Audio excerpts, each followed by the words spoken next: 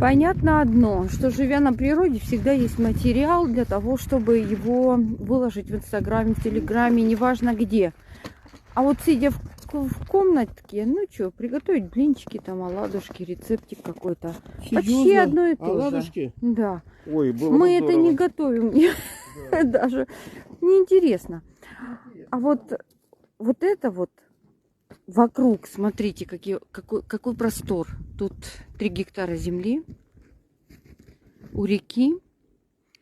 Тут разгуляться можно. Ай-яй-яй-яй. Видите фасад? Он не доработан.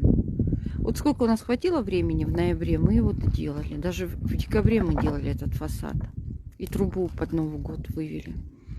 Вот, а теперь это все надо убирать. Вот все это пригодится. Я все несу. Вот эта куча пластиковых ящиков, которые пригодится для нового урожая. Да, Джулия? Вот.